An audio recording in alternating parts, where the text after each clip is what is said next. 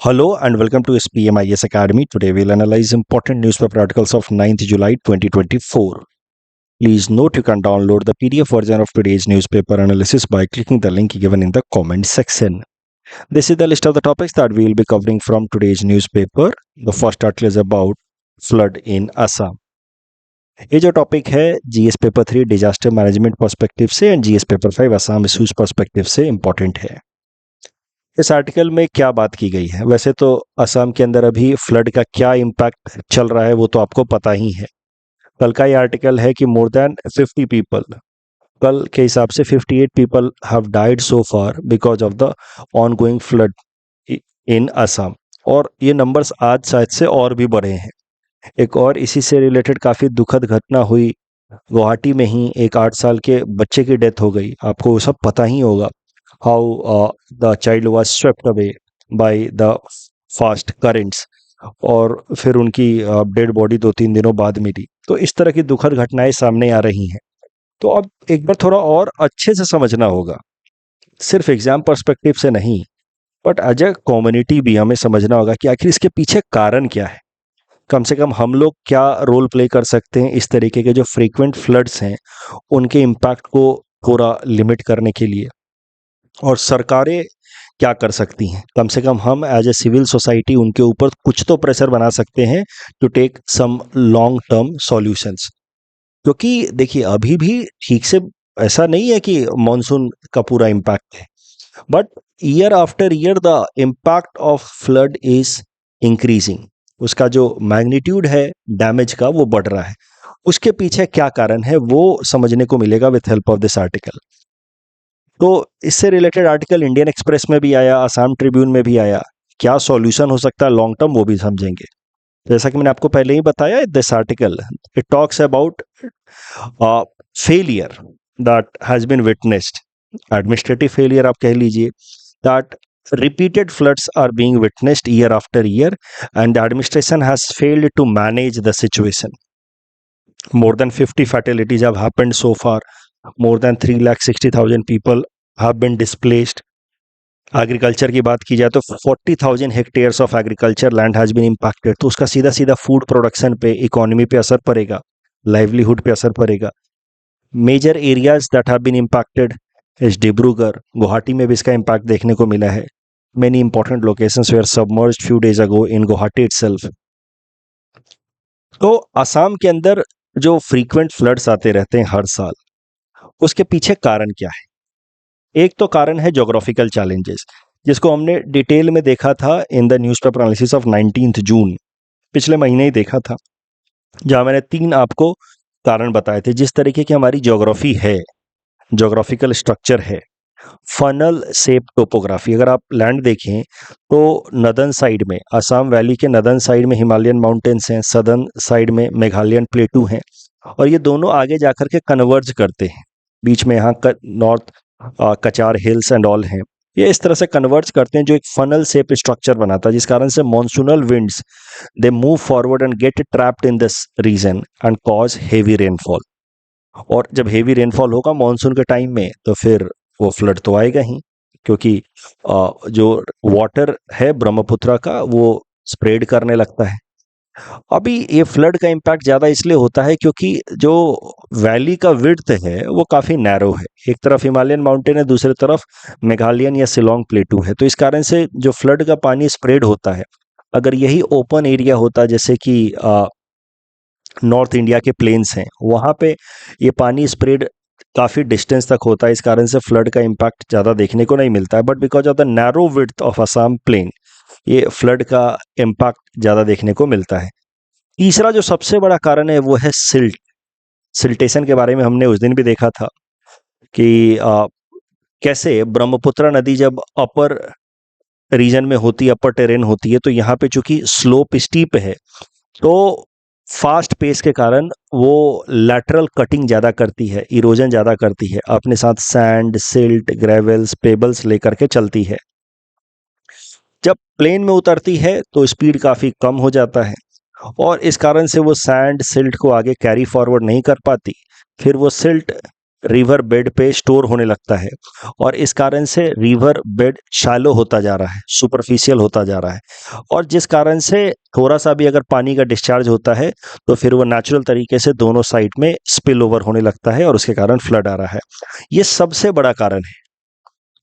ये सोचने वाली बात है कि इस तरह की बारिश तो हर साल आती है, ब्रह्मपुत्र का पानी तो उसका डिस्चार्ज तो ज़्यादा है ही, वो कोई नई बात तो है नहीं, लेकिन फ्लड का इम्पैक्ट ईयर आफ्टर ईयर बढ़ क्यों रहा है, उससे रिलेटेड डैमेजेस बढ़ क्यों रहे हैं? तो उसके पीछे कारण है सिल्ट का डिपॉजिट होना on the river bed. Silt क्यों ज़्यादा डिपॉजिट हो रहे हैं उसके बारे में भी देखेंगे। देखिए, आगे हम लोग जो देखेंगे अभी मैं आपको बता देता हूँ। इरोजन के बारे में हमने कल देखा था, लेटरल इरोजन। जितना ज़्यादा इरोजन करेगी नदी, उतना ज़्यादा वो अपने साथ सिल्ट लेकर के चलेगी और इरोजन बढ़ता जा रहा है क्योंकि हम लोग डिफॉरेस्टेशन कर रहे हैं, पेड़ पौधों को काट रहे हैं। इस कारण से सॉइल जो है वो लूज हो रहा है और फिर नदी जो है अपने साथ साथ इरोजन ज़्यादा कर रही है। कल हमने इरोजन रिलेटेड डेटा देखा था। तो जब इरोजन ज़्यादा होगा तो नदी के अंदर सिल्ट कंटेंट ज़्यादा होगा और जब सिल्ट कंटेंट ज़्यादा होगा तो over a period of time the silt will settle down also and that settled silt will make the river bed shallow और इस कारण से जो फ्लड का इम्पैक्ट होगा वो हर साल ज़्यादा होगा क्योंकि जब नीचे बेड शैलो होगा तो थोड़ा सा भी पानी आसपास में तो स्प्रेड होगा ही और इस कारण से year after year the magnitude of flood is increasing and the associated damage is also on the rise। और हम लोग अभी भी वही पुराना फ्लड कंट्रोल मेथड्स अपना रहे हैं जो 1960s या 70s में इस्तेमाल होता था। एम्बैंकमेंट बना दिया साइड में, वो तरीके अब काम नहीं करने वाले। हमारे पास कोई मॉडर्न इंफ्रास्ट्रक्चर भी नहीं है to predict flooding and the associated impact in advance. जैसे आप देखिए अभी मुंबई में 2 दिनों पहले ही वार्निंग दे दी गई है, वहाँ के लोकल एडमिनिस्ट्रेशन ने कह दिया कि लोग घर में रहें, आने वाले टाइम में हेवी रेनफॉल हो सकता है। इस तरीके की वार्निंग अगर एडवांस में अलग अलग रीजन्स को दे दी जाए असम के अंदर ही कि अब आने वाले 4-5 दिनों में मैसिव फ्लड का इम्पैक्ट देखा जा सकता है तो लोग कुछ प्रिपेयर तो हो पाए, पहले से इवैक्यूएशन तो हो पाए। But modern infrastructure for prediction also is not there. Unplanned urban sprawl is a problem. हम लोग जहां तहां मन करता है घर बना देते हैं। अर्बन स्प्रॉल का मतलब क्या हुआ? अनस्ट्रक्चर्ड अनप्लैन्ड तरीके से रेजिडेंट्स एरियाज डेवलप करना, जहां मर्जी आया वहां घर बना दिया। तो इससे क्या होता है कि प्रॉपर डिस्चार्ज सिस्टम नहीं होता है, सीवेज ट्रीटमेंट सिस्टम नहीं होता है। हम लोग अपने गार्बेज जहां मन करता है वहां डंप करते हैं। इससे जो लोकल वाटर चैनल्स होते हैं वो ब्लॉक होते हैं। जब लोकल वाटर चैनल ब्लॉक होंगे, जो नेचुरल मार्सेज हैं, जो दलदल एरिया है या फिर वेटलैंड्स हैं, जैसे गुवाहाटी के पास डिपोर बिल है, ये सब धीरे धीरे डाई कर रहे हैं। They are losing their ecological significances. Otherwise ये जो वाटर बॉडीज हैं they use to act like sponge. जिस तरीके से स्पॉन्ज पानी को एब्जॉर्ब कर लेता है वैसे ही ये वाटर बॉडीज वाटर को एब्जॉर्ब कर सकते हैं। लेकिन इन वाटर बॉडीज को तो हम लोग खुद ही मार रहे हैं थ्रू अनसाइंटिफिक गार्बेज डिस्पोजल। और अनसाइंटिफिक गार्बेज डिस्पोजल इसलिए हो रहा है क्योंकि अर्बन सेटलमेंट अनप्लान्ड तरीके से हो रहा है, जिसको कहा जाता है अर्बन स्प्रॉल। इस पे एपीएससी ने पिछले साल मेंस में प्रश्न भी पूछा था। वही क्वेश्चन इस बार हम लोग क्वेश्चन आंसर प्रैक्टिस डिस्कशन में देखेंगे, आज ही देखेंगे। Urban sprawl is a problem और इस कारण से जो वाटर बॉडीज हैं, पॉन्ड्स हैं, वो मरते जा रहे हैं। Otherwise ponds had capacity to absorb excessive water. अभी हमारे होम मिनिस्टर अमित शाह जी ने भी कहा कि आर्टिफिशियल पॉन्ड्स बनाए जाए, लेकिन जो नेचुरल पॉन्ड्स हैं उनको तो हम लोग गार्बेज डंप कर करके कवर कर रहे हैं, फिर आर्टिफिशियल पॉन्ड बनाएंगे। तो हमें इस तरीके की अनप्लान्ड अर्बन स्प्रॉलिंग को रोकना होगा। और मैंने पहले ही आपको बताया, कुछ दिनों पहले भी मैंने न्यूज़पेपर एनालिसिस में बताया था कि अगर भारत के सारे स्टेट्स की बात की जाए तो उसमें Assam has lost maximum number of tree since 2000 आज पर ग्लोबल फॉरेस्ट वॉच। ये डेटा हमने पहले भी देखा था कि ग्लोबल फॉरेस्ट वॉच एक इंटरनेशनल प्लेटफॉर्म है, इंटरनेशनली मैनेज्ड प्लेटफॉर्म है जो सैटेलाइट बेस्ड ट्री कवर को ट्रैक करने की कोशिश करता है ऑल अक्रॉस द वर्ल्ड। तो भारत के अंदर अगर सारे स्टेट्स की बात की जाए तो उसमें से असम में सबसे ज़्यादा ट्री कवर लॉस हुआ है। और ट्री कवर लॉस होने के कारण हो क्या रहा है कि जो बैंक वाले एरियाज में, रिवर के बैंक वाले एरियाज में सॉइल जो है वो लूज पड़ रहा है और इस कारण से रिवर इरोजन काफी ज्यादा हो रहा है।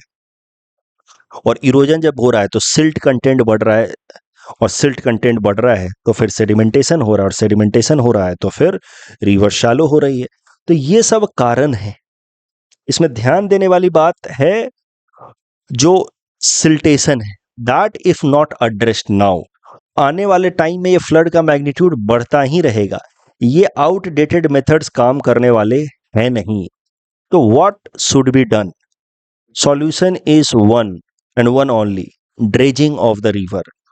रिवर के बेड की क्लीनिंग करनी होगी, वहां पे जो स्कूप आउट करके मड, वीट, रबिश चीजें निकालनी होंगी। और साथ ही साथ ब्रह्मपुत्र नदी का सेडिमेंटेशन लोड भी घटाना होगा। China has been very successful in doing the same with respect to its yellow river. तो चाइना से हम कुछ सीख सकते हैं इस मामले में। कैचमेंट एरिया का प्रॉपर ट्रीटमेंट, सेडिमेंट्स को पहले ही फिल्टर आउट करना होगा। अलग अलग जो ट्रिब्यूटरीज हैं, स्मॉल चैनल जो ऐड होती हैं ब्रह्मपुत्र नदी में, वो जो सेडिमेंट्स लेकर के आ रही हैं उनको पहले ही सेपरेट आउट करना होगा। कैचमेंट एरिया का ट्रीटमेंट करना होगा। सॉइल इरोजन को प्रिवेंट करना होगा। सॉइल इरोजन को प्रिवेंट करने के लिए फॉरेस्टेशन करना होगा। इसके अलावा इस तरह के जियो बैग्स का इस्तेमाल करना होगा on the banks of river, क्योंकि सॉइल इरोजन होता रहेगा, वाटर, रिवर के वाटर के अंदर सेडिमेंट बढ़ता रहेगा, सिल्टेशन होता रहेगा। एक तरफ से हम ड्रेजिंग भी करेंगे तब भी सिल्टेशन होता रहेगा और उस कारण से रिवर शैलो होता रहेगा। And year after year we will have more damaging flood.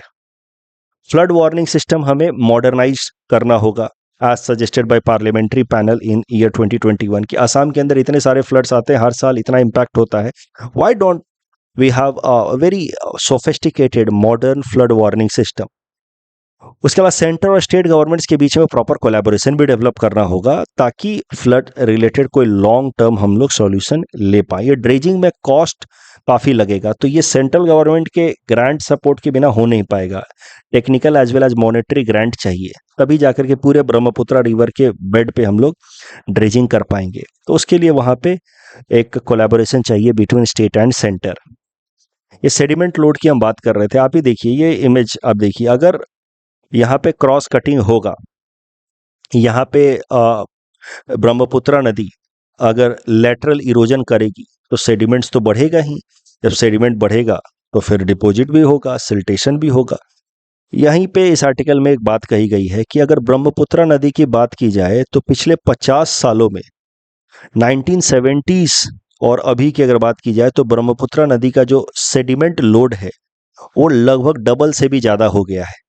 Every year by 1970s, the sediment carried by Brahmaputra river would be close to 300 to 400 million tons. वो अब बढ़ करके 800 to 1000 मिलियन टन्स हो गया है। ऐसी ही हालत कुछ येलो रिवर की भी थी चाइना के अंदर, which would be known as disaster और river of sorrow for China for many reasons, क्योंकि वहां पे भी लगातार फ्लड्स आ रहे थे। तो येलो रिवर का भी आप सेडिमेंटेशन लोड देखो तो 1500 मिलियन टन्स तक बढ़ चुका था चाइना में। बट उन्होंने प्रॉपर टेक्निक्स अप्लाई किए, जैसे कि कैचमेंट एरिया ट्रीटमेंट। जो ट्रिब्यूटरीज हैं नदियों के, उनको पहले ही वहां पे हम लोग उनके सेडिमेंट्स को सेपरेट कर लें। Catchment area treatment and forestation, ये दोनों काम करके चाइना ने अपने येलो रिवर का सेडिमेंट लोड 1500 मिलियन टन से ईयर से घटा करके 250 मिलियन टन से ईयर कर दिया है।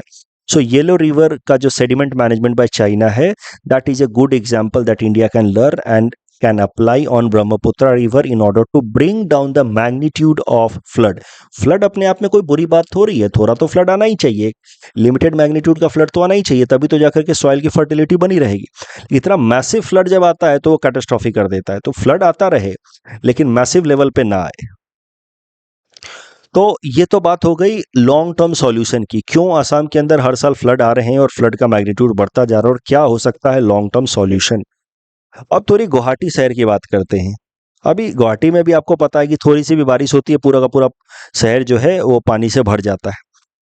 तो इसके पीछे भी दो कारण है। अगर सिर्फ शहर की बात की जाए गुवाहाटी सिटी की, नॉट ऑफ ओवरऑल असम, तो गुवाहाटी सिटी में भी फ्रीक्वेंट फ्लडिंग के पीछे कारण दो हैं। एक तो नेचुरल फैक्टर है। नेचुरल फैक्टर है that Guwahati is also on the bank of Brahmaputra river. उसके अलावा गुवाहाटी का जो टोपोग्राफी है, स्ट्रक्चर है लैंड का, दैट इज बाउल शेप, जैसे कटोरी होती है बाउल।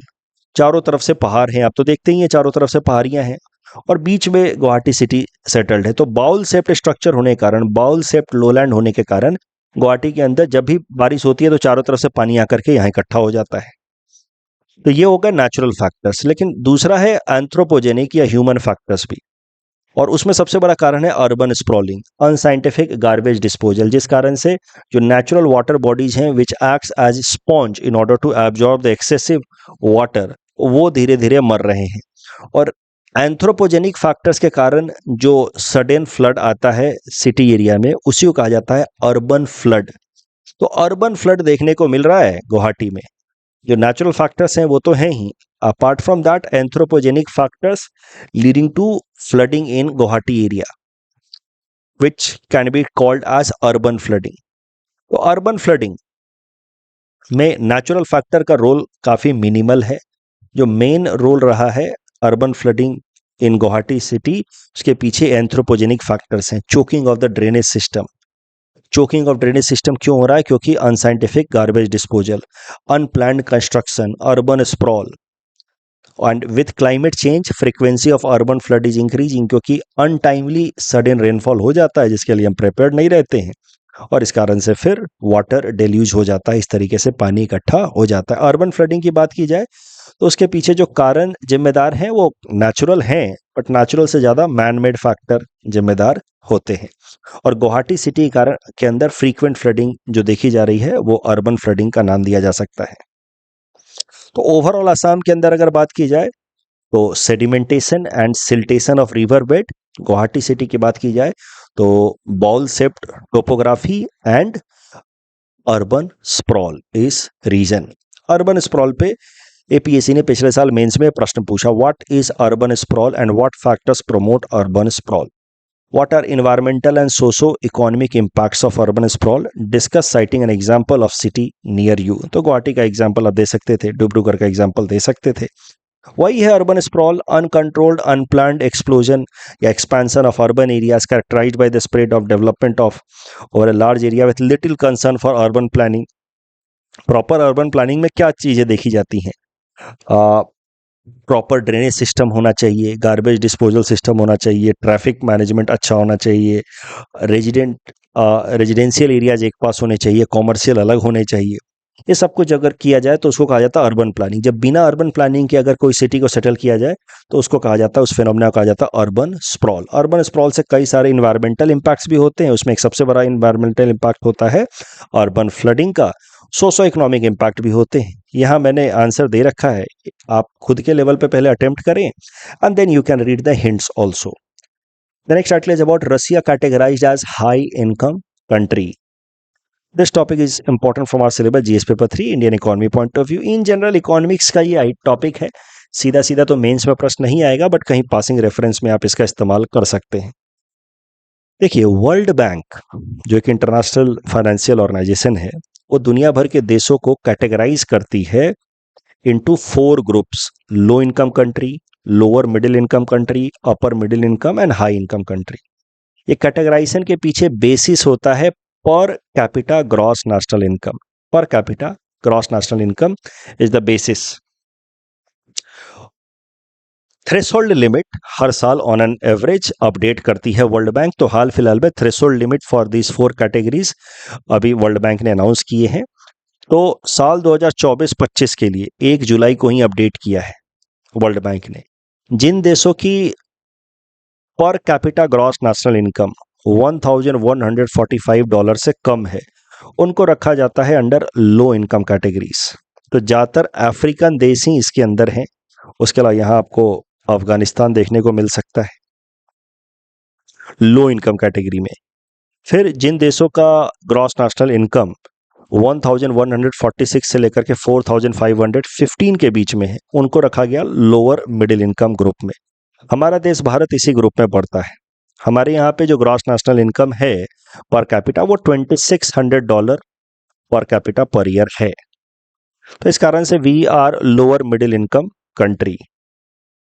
फिर अपर मिडिल इनकम, जिसके अंदर gross national income per capita is 4,560 into 14,005, और 14,005 से अगर ज्यादा है GNI, gross national income per capita, then that country can be categorized as high income country. तो ये चार कैटेगरीज हैं: low income, lower middle income, upper middle income and high income.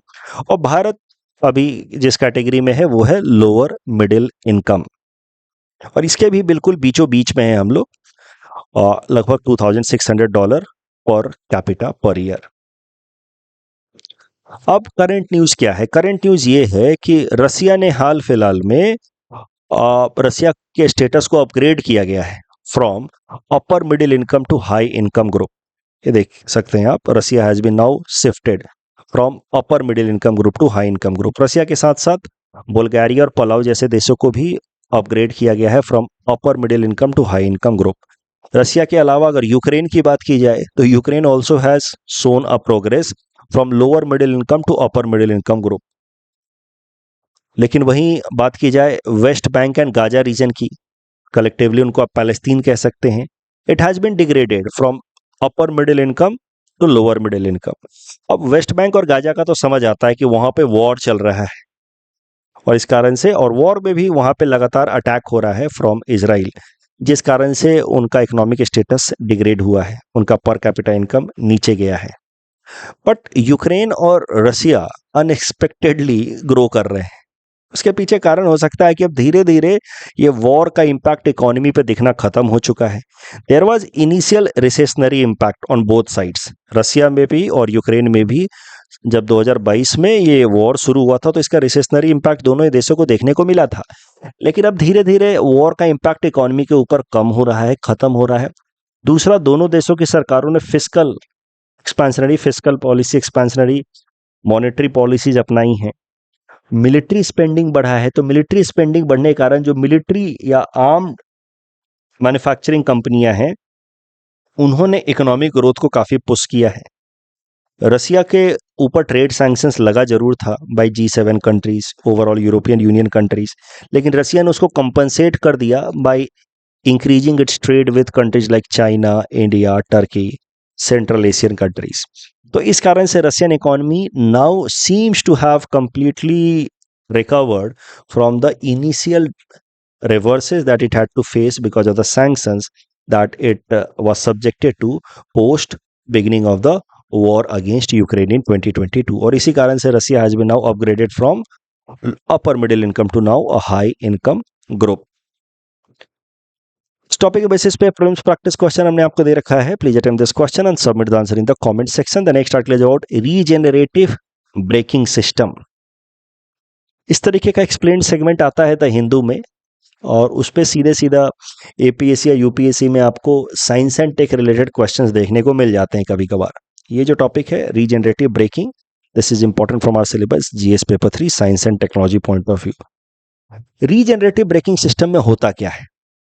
जो व्हील्स होते हैं ये जब मूव करते हैं, इन पे जब भी ब्रेक लगाया जाता है तो वो ब्रेक काइनेटिक एनर्जी को तो ब्रेक डाउन करेगा, क्योंकि व्हील्स तेजी से घूम रहे थे, फिर उस पर ब्रेक लगाया गया तो kinetic energy will be brought down, and in that process the regenerative braking system अगर होता है तो एक स्पेशल तरीके का ब्रेकिंग सिस्टम होता है जो ब्रेक तो लगाता ही है, काइनेटिक एनर्जी को तो रिड्यूस करता ही है, बट उस काइनेटिक एनर्जी को वो कन्वर्ट कर देता है इन सम अदर एनर्जी।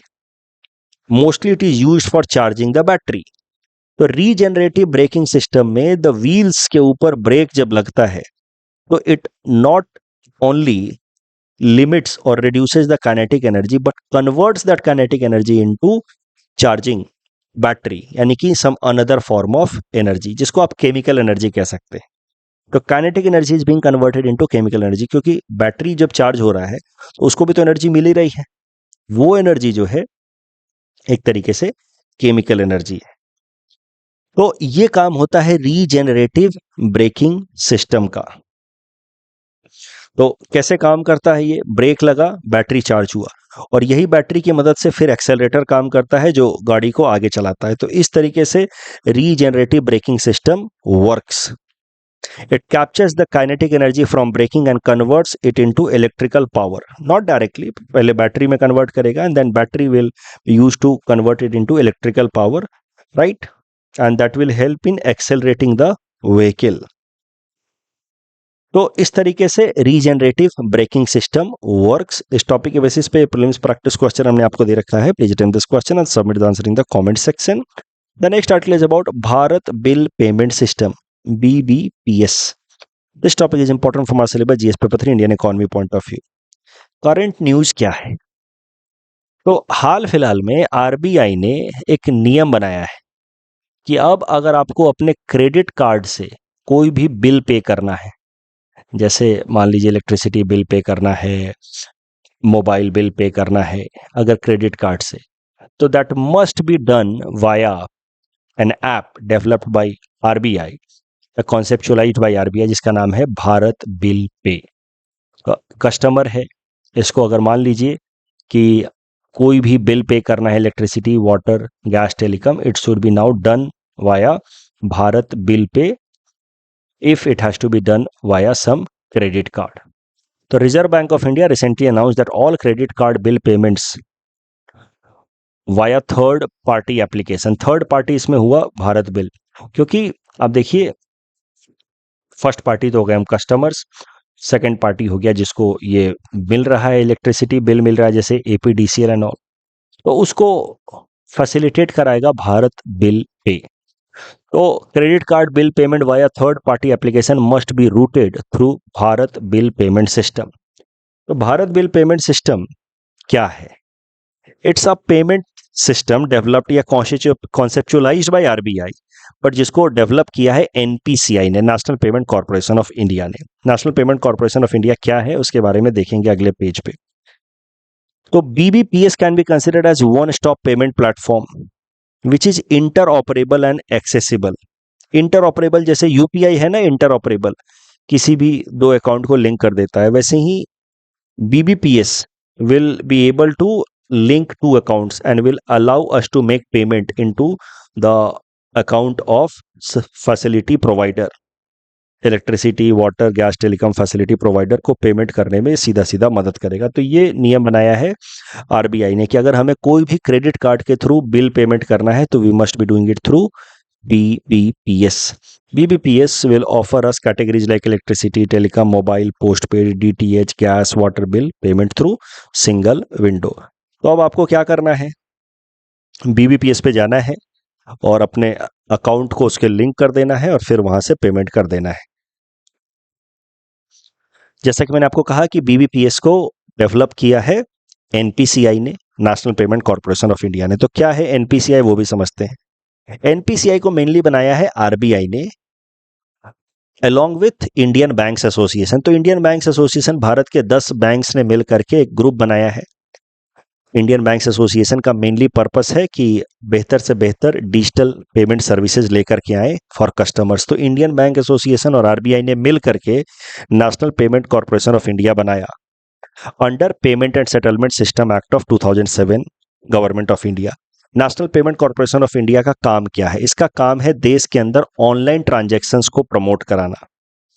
इसी एनपीसीआई ने, National Payment Corporation of India ने ही यूपीआई को लॉन्च किया साल 2016 में. यूपीआई आप सब इस्तेमाल करते ही हैं फॉर इंस्टेंट मनी ट्रांसफर. दो अकाउंट को आराम से लिंक करके पैसा इंस्टेंटली सेंड किया जा सकता है. एक बात जो आपको समझनी है प्रीलिम्स पर्सपेक्टिव से कि UPI can work for feature phones also. Smartphone के लिए तो काम करता ही है, it can work for feature phone also. और यूपीआई से पैसा ट्रांसफर करने के लिए you need not to have a separate mobile wallet. एक अकाउंट से दूसरे अकाउंट में सीधा पैसा ट्रांसफर हो जाएगा. UPI can also work in offline mode apart from online mode.